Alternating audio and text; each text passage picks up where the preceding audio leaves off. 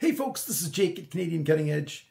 This is my first video using the new cell phone that many of you guys helped me get. I thank you very, very much for that. It really does mean a lot to me, and I appreciate it.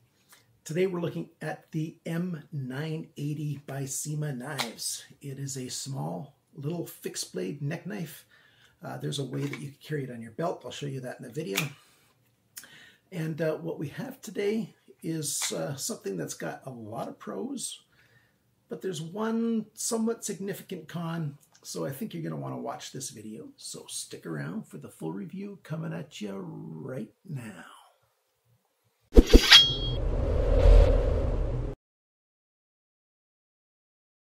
Okay, so here it is on the table.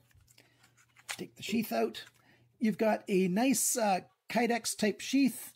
It's probably a no-name version of it. I'm sure Kydex, well, Kydex is a brand name, so this is going to be sort of a knockoff version of Kydex, but it's basically Kydex.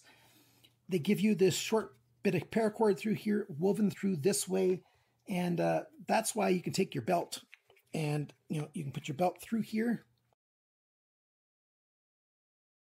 and that way it can sit on your waist. If you want to use it that way to keep the knife and hold it in there and take it out, it holds it quite well. So you can hear a little bit of noise there, but holds it very well. And on your neck, if you hold it, hang it downwards, it's going to stay in there. You have to intentionally want to pull it out to get it out. So the sheath, it's pretty good.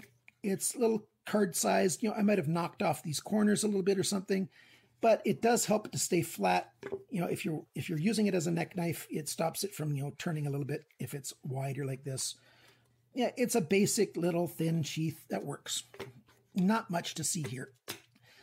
We've got AUS-8 steel, hollow grind blade, drop point with a swedge, some jimping up here, micarta, 3 holes. You've got 2 copper pins here that are hollow tube pins.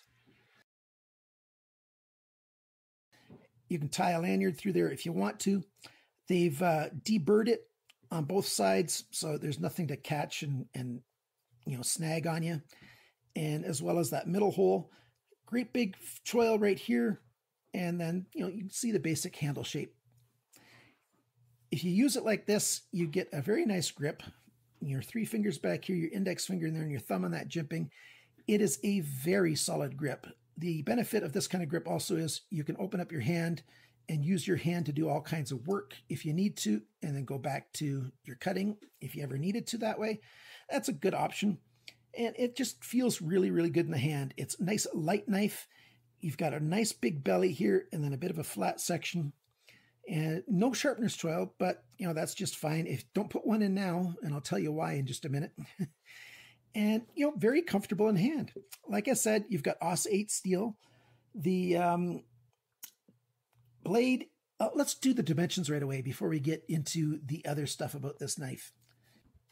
Okay, so the specs for this knife, the cutting edge is 6.35 centimeters. That's 2.5 inches of cutting edge. The blade length, so tip to the micarta right there, 6.7 centimeters, 2.64 inches. The blade thickness is 3.11 millimeters. That's 1/8 of an inch, almost exactly. The blade depth this way is 2.65 centimeters. That's just over an inch, 1.04. The thickness of the edge behind the grind, well, when they did this hollow grind, it starts getting thicker just before the edge. So you'll be able to sharpen this thing a lot of times before you start getting thicker behind the grind. But at this point right here, it's 0.77 millimeters. That's a 32nd of an inch thick right there. So like I said, it's going to get thinner first before it starts getting thicker as you sharpen this knife. The grind angle, oh, I forgot to measure that. I will give that to you on the screen right here. For a knife like this, the grind angle is not that big of a deal for me because this is a very occasional use kind of knife. It might be a small last resort self-defense kind of knife, or it might be just the occasional package opener kind of pull it out, use it, put it back kind of knife. So it's not that big a deal of the grind angle. The first time I sharpen it, I'll make it 20 degrees per side anyways. Let's go to the rest of the measurements. The handle is 7 centimeters. That's 2.76 inches. The handle thickness, it's just over half an inch thick, 1.32 centimeters, 0.52 inches. The handle depth this way is 2.5 centimeters, just under an inch, 0.98 of an inch. The grip area, so from my index finger there to my index finger here, it's around 6.35 centimeters, 2.5 inches. The total length of this knife from tip to tail, 13.3 centimeters, 5.25 inches. It weighs 66 grams, which is 2.35 ounces. You add in the sheath, and now it is 93 grams and 3.25 ounces. So very light, easy to wear. It's not going to bother you around your neck, especially if you're using something like paracord to hang this on your neck. How much does this knife cost? Well, it's on sale for the rest of January 2019 for $8.99 US. If you're getting it shipped to the United States, it's free shipping. In Canada, it's $12.40, and they charge us a little over $2 for shipping. And yes, fixed blades like this come into Canada, no problem. Don't worry about CBSA and fixed blades like this. They will not stop them. Well, I can't guarantee that because sometimes they do silly things, but this is not against Canadian law, and it's certainly not against CBSA policies either. So feel free to get a knife like this, a fixed blade, no problem at all, unless you're getting a push dagger or an, well, I was thinking automatic knife, but that's a folder. But other than push daggers or knives that are designed to hide inside things, there's very little restrictions for fixed blades in Canada. In euros, this thing is €8 and 8.01 euros. They charge a little bit, like to go to Germany, it costs €0.5 shipping. In the United Kingdom, you can order this for £7, 21p, and there's no shipping. So yeah, it depends on where you live. GearBest might charge you shipping or not. I've not seen this knife at other locations online to buy it. The pros and cons for this knife. Let's zoom back out again just a little bit. The pros for this knife is it's very comfortable in hand.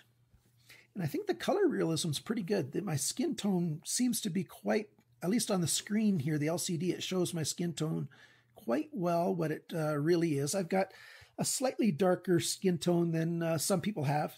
My dad's got a very dark olive kind of skin tone, but he grew up in Mexico, so there's a reason for that, I guess. The pros and cons, yeah. Feels very good in hand. You get this basic grip with it, but even a pinch grip like this is great. If you needed to, and you want to put this in your pinky and have a reverse grip, it works that way very well. It's just an all-around easy to use knife. Now, I don't know, something about this knife reminds me of a lot of other knives. There probably is, there's a good chance this is a copy of some knife that's out there, and I can't recall exactly which one it's a copy of, but there's a good chance that it is. It's a good knife. A great size ratio for the weight to size ratio. The handle to blade ratio is really good. Comfortable, easy to control. What are the cons for this knife? Well, I do like sharpener's choils, but there's a good reason this does not have a sharpener's choil, and that is you have very little steel from the cutting edge to this hole. So let's zoom in on this just a little bit. And if you go sharpen it a number of times and you get close to this hole here, that's going to get quite weak right here. And then all you're left with for support is this. And that's not an awful lot of steel. If you count this spot where that jimp is down to this hole, I'm going to measure that distance and I'll put that on the top of the screen right here. That's not an awful lot of steel to give this thing strength. It really needs both edges to stay strong. So if you're going to be using this knife regularly, I would suggest this might not be the knife for you. If you want a knife that's just an occasional user and you're not going to have to sharpen it too often, then I would say, go for it, but concentrate on sharpening it from here onward and not so much right here. You don't want to make that thinner. You don't want to, you just don't want to make that any thinner than it is. because, you know, too thin, and now it's really weak and it's going to break on you when you're using it. And that would not be a good thing. Now on the screen on my LCD, it looks like this thing is giving a beautiful image. You can see the lines here for where they've put the grinding lines on it. The micarta looks awesome. You can even see the little bit of chamfering right there on these copper tubes that are used to put it together. And those layers of micarta. I think this is a really, really good camera that we've got here to make my videos on. And yeah, so I recommend this knife. I am going to zoom back out here. I am going to be looking for neck knives. It's going to be one of my themes for, at least for the first quarter of 2019. I want to find maybe not the best budget neck knife, but I'm trying to find a very good budget neck knife. So if you've got a budget neck knife in mind that hopefully has really good ergonomics and a good steel for the price at a budget price, which is, you know, quite low. And I will tell you on my, I don't know which video, on a very soon video, I'll tell you the results of the survey that I did for what you guys think is a budget amount of money for a budget knife. But for a budget knife, a budget neck knife, what do you think is a really good budget neck knife? Maybe you have one. Maybe you want to tell us about it. Down in the comments below, leave the names, and hopefully, if you're really kind to me, you can even put in a link. The comment won't get posted automatically, but I'll make the comment get posted if you leave a link to just a store that has a different knife, a good neck knife. Or you can email it to me if you don't want to do it online. Email me at CanadianCuttingEdge@gmail.com. And I want to find a really good budget neck knife. That's one of my goals for this quarter, like I said. So this knife, yeah, at its current price, $9 US, free shipping to the United States. You can't really beat that. That's hard to beat. So the only caveat is if you're going to be sharpening this a lot, this might not be the best knife unless you avoid sharpening it at the end of the cutting edge right here. Other than that, it's a really good knife, especially at the price. So there you go. Thanks for watching my video. Thanks to my Patreon supporters. You guys are awesome. I will have an announcement of the winner of my Patreon giveaway. I do a giveaway for my Patreon supporters every month. And for the December winner, I'll announce that very soon. Thanks for watching. Thanks for liking, sharing, commenting, and subscribing.